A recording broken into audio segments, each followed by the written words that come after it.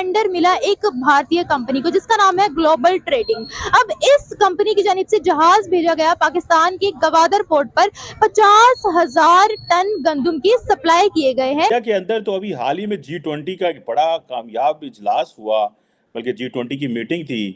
उधर अमेरिका ने पाकिस्तान की कुछ कंपनियों को जो है वो ब्लैकलिस्ट कर दिया है चाइना के साथ। जो इंडिया के जो सबसे बड़े सप्लायर्स थे तेल के, वो इराक, सऊदी अरेबिया और यूनाइटेड अरब एमिरेट्स थे। अब वो सब नीचे हो गए हैं। Russia is now the biggest supplier of energy, crude oil to India. Delhi के पीएम जो कि इस वक्त भारत के दौरे पर मौजूद है, उन्होंने एक स्टेटमेंट दी है कि इंडिया के प्राइम मिनिस्टर नरेंद्र मोदी पूरी दुनिया में सबसे ज्यादा चाहे जाने वाले लीडर हैं। हमें तो अमेरिका जो है वो ब्लैकलिस्ट करता है और इंडिया को टेक्नोलॉजी दी जा रहा है, पैसा भी दिया जा रहा है, सब कुछ दिया जा रहा है। भारतीय कंपनी रिजेक्ट भी कर सकती थी कि हमने पाकिस्तान को सामान सप्लाई नहीं करना, लेकिन ऐसा कोई तासुर, ऐसी कोई चीज हमें भारत की जानिब से नजर नहीं आई।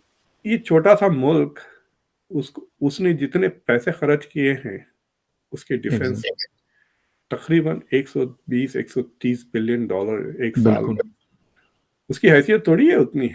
बिल्कुल ठीक। आपको अमेरिका फ्यूचर में उस तरह डील करेगा जिस तरह आपको इंडिया चाहेगा।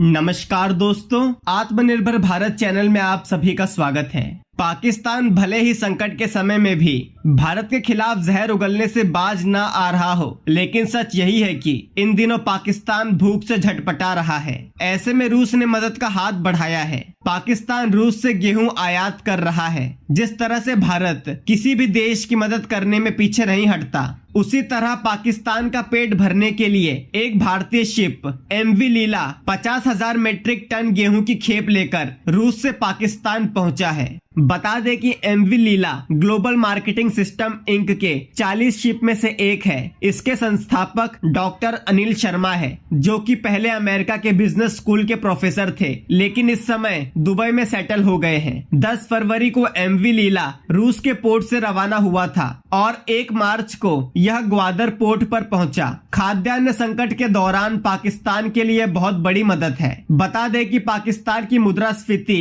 40% तक पहुंच गई है।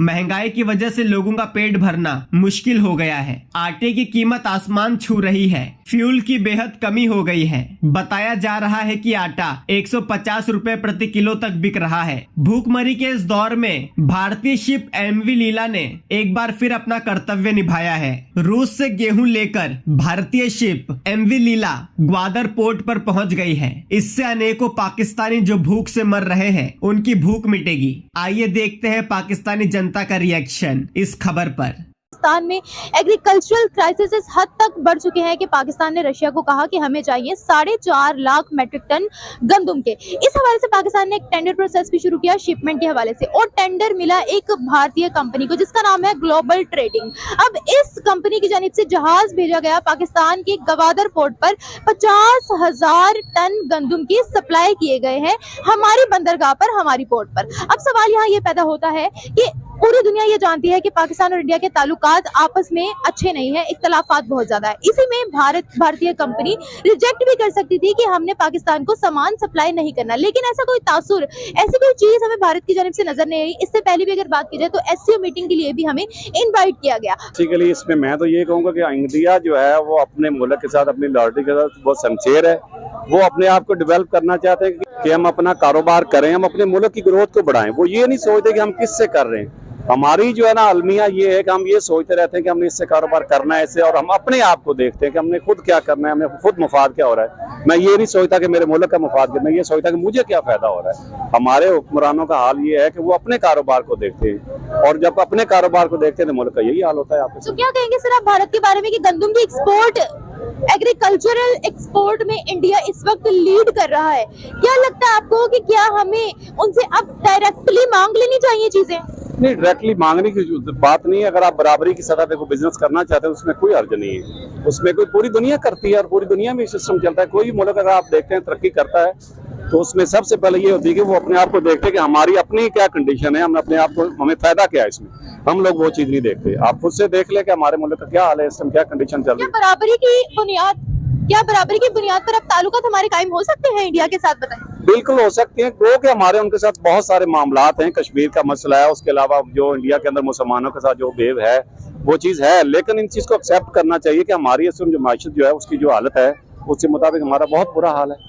उसको अगर आप ग्रोथ करना चाहते हैं उसको आगे लेके जाएं। वहाँ के मुसलमान हमसे ज्यादा सक्सेसफुल है, हमसे ज्यादा आगे है, तभी तो हम इंडिया आगे है। अगर सर कौमें वही तरक्की करती है जिनके हर सेक्टर को, हर जेंडर को इक्वल राइट्स दिए जाए, इक्वल एजुकेशन प्रोवाइड की जाए, इक्वल अपॉर्चुनिटीज दी जाए। अगर आप कहते हैं कि वहाँ मुसलमानों पर जुल्म होता है तो सर आप ये किस बुनियाद पर कह सकते हैं? आपको उनकी डेवलपमेंट नजर नहीं आ रही? ये एक अलग इशू है। वहाँ पे आप अकलियतों के साथ ये नहीं देख सकते कि वहाँ पे उनको बराबरी का उसूल है। उसमें अगर आप बात करें तो पाकिस्तान उससे बहुत बेहतर है। पाकिस्तान में अकलियों के जो हकूक है उसका ख्याल रखा जाता है और वहाँ पे इंडिया हमारे सक्सेसफुल नहीं है इस मामले में। ये बात एक ना मानने वाली बात है। ये तो उनका एक मीडिया आप कह रहे हैं माइनॉरिटीज यहाँ से कम क्यों हो रही हैं? उसकी रीजन यही है कि यहाँ पे तो बेसिकली जो मेजोरिटी है वो इतनी डिस्टर्ब है, तो मिनॉरिटी वहाँ पे क्या करेगी? लोग यहाँ से भाग भाग के बाहर जा रहे हैं। 2007 में हिंदू बिरादरी यहाँ पर थी, अब बिल्कुल ना होने के बराबर रह गई है। कुछ यहाँ पर सिंध वाले एरियाज में भी इश्यूज है हिंदुओं को कि हमें प्रॉपर फैसिलिटीज नहीं दी जा रही हैं। इसमें कोई शक नहीं। सिंध में तो आप ये कह सकते हैं वहाँ पे एक जगीराना निज़ाम है और वहाँ पे लोगों को सहूलियात मुयस्सर नहीं। पंजाब तक की अगर आप बात करते हैं यहाँ पे फिर कुछ खतरे बेहतर है, लेकिन इस टाइम कंडीशन ये है कि इस टाइम तक कोई भी तबका जो इस चीज से वो डिस्टर्ब हुए बगैर नहीं। हिंदुस्तान के मुसलमानों की आपने बात की है तो क्या कहना चाहेंगे आप? मुसलमान तो वहाँ पे पिस रहा है, ये तो एक रियलिटी है। इसमें तो इंडिया का सबसे बड़ा ब्लंडर है कि वो जो है ना वहाँ के मुसलमानों के साथ जो जुल्म करता है, इसमें कोई शक वाली बात नहीं है। उनका मीडिया जो है ना वो बहुत हाई क्रिएट करता है इस बात को और वो ये चीज कहता है कि हम जो करते हैं, लेकिन ऐसा है नहीं। आपको कैसे पता?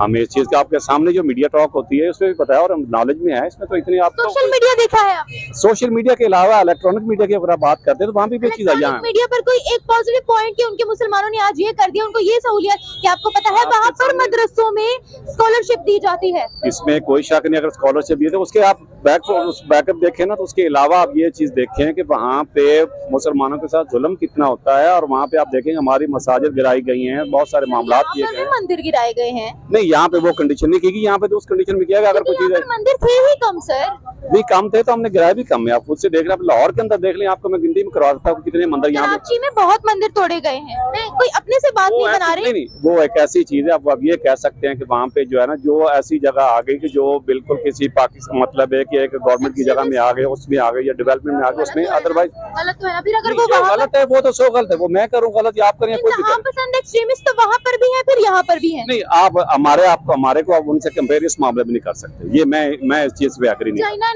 चाइना ने चाइनीज सिटीजन का आपको पता होगा कराची में जो वाकया हुआ था, उसके बाद चाइना ने हमें वार्निंग दी। सर वो तो सबसे बड़ा मसला ये हुआ कि जब 9/11 के बाद यहाँ पे जब दहशतगर्दी शुरू हुई तो उसके बाद ये सारे मामला शुरू हुए हैं। अब हमारा जो है हमारे इंटरेस्ट उससे बने हुए हैं अमेरिका से, जबकि हमें ये देखना चाहिए कि हमारे फेवर में कौन है। चाइना हमारा एक बेहतरीन दोस्त है और उससे हमें फेवर लेनी चाहिए और हमें उसके साथ मिलकर चलना चाहिए और ये एक पूरा बनना चाहिए, चेन बननी चाहिए। चाइना हो जाए, रशिया हो जाए और सऊदीया हो जाए, इनसे हमारी चेन बननी चाहिए, उसके साथ हमारी सेटिंग होनी चाहिए। तो इसमें कोई अर्थ की बात नहीं। आपको क्या लगता है कि इंडिया से हमारी ट्रेड होनी चाहिए? इंडिया से बराबरी के साथ ट्रेड हो जाए तो कोई इसमें इशू नहीं है।